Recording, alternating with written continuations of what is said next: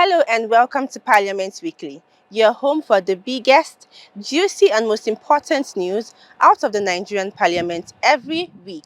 I am Sharon Ebresumi, and today we are rolling out the carpet for another fun, interesting and informative adventure through the corridor of power. Let's give a roaring round of applause to our incredible national male football team, the Super Eagles, for soaring to new heights and clinching the silver prize at the esteemed Africa Cup of Nations AFCON 2023 for an impressive fifth time. A thunderous celebration is in order for every player and member of the coaching crew whose unwavering spirit and dedication brought us this glorious achievement. Let's not forget to give a special shout out to our outstanding team captain, William Trust Ekong, for earning the title of Man of the Competition in the thrilling tournament hosted by Cote d'Ivoire. Hey, it's not easy at all, but God came through for us. We shall no carry last. Rep Tajuddin Abbas joins the chorus of jubilation, commending our beloved Super Eagles for not only their stellar performance on the field, but also for their remarkable ability to unite Nigerians across religious, ethnic and political divides.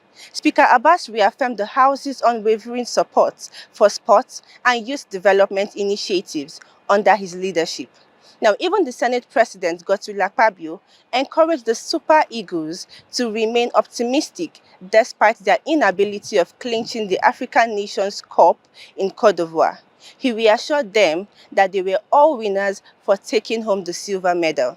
Today, let's continue to champion programs and policies that empower our youths and promote the spirit of sportsmanship across the nation. By the way, did you know that if we put the same or even half the energy for AFCON and football into the way we follow the activities of our lawmakers, hey, Nigeria will be shifting to a more better place. Get ready for a whirlwind week in the House of Representatives. We've got a jam-packed agenda filled with thrilling debates and contentious bills that are sure to keep everyone on the edge of their seats.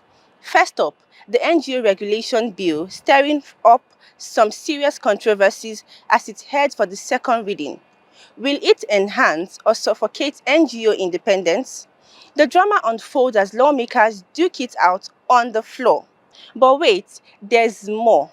Two constitutional amendment bills are stepping into the spotlight, promising to shake up the political landscape. Get ready for some heated discussions on the state police and updated educational qualifications for political office holders. It's political showdown you won't want to miss. And let's not forget about the Cybercrime Amendment Bill from the Senate, swooping in to tackle modern-day digital threats. But with calls for social media censorship, will it protect citizens' rights or trample on the freedom of expression?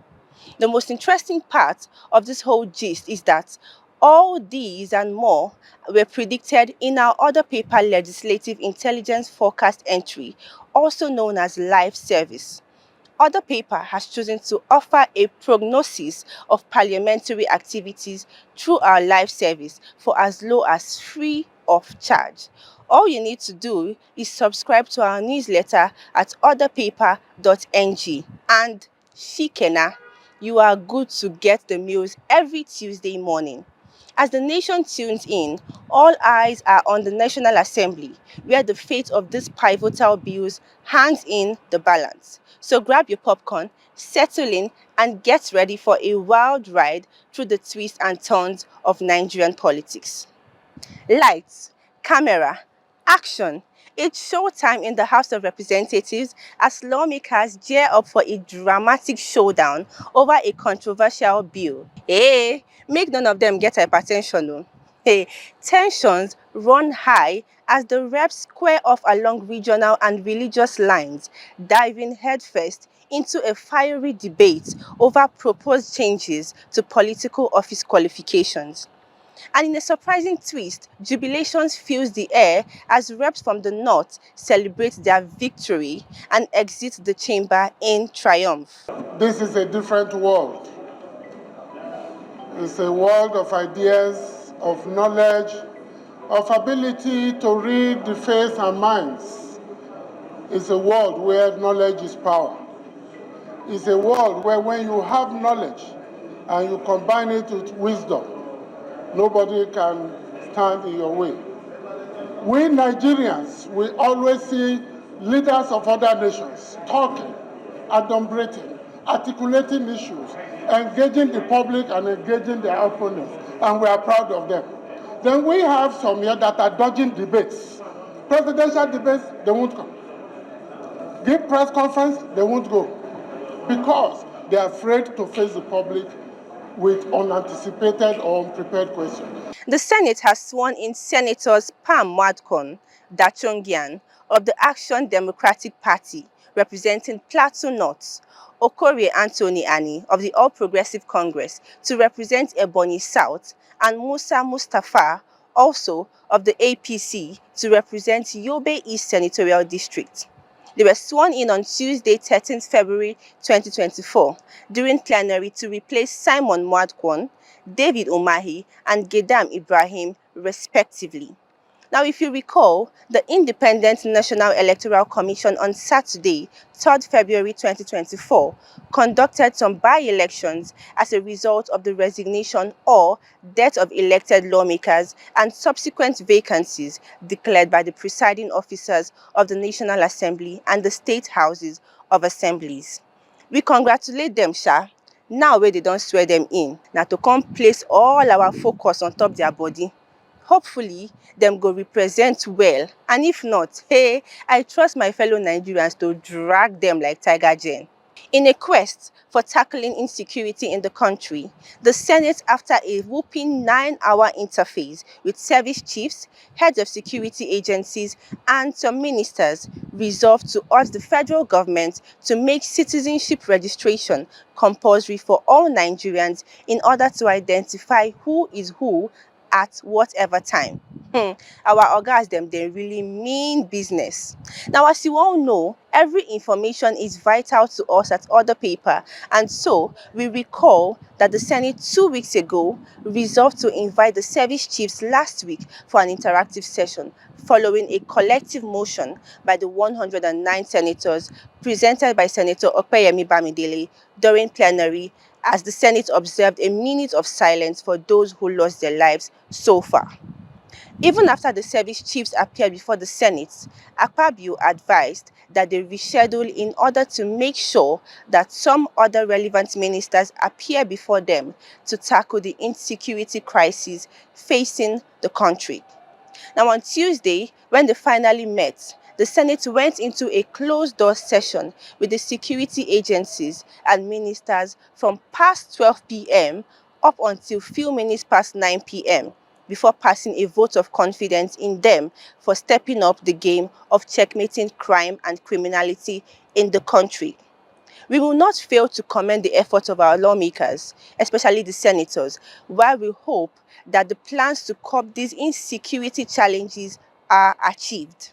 The Senate listened to the comprehensive briefings by the National Security Advisor and briefings from the security chiefs on the state of the nation, particularly the state of security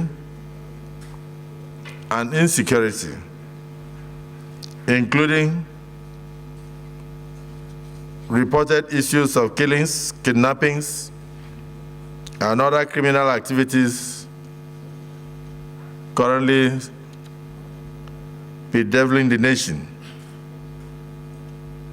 The Senate then stressed the urgent need for the security agencies to adopt proper synergy in their operations to tackle the insecurity in the country.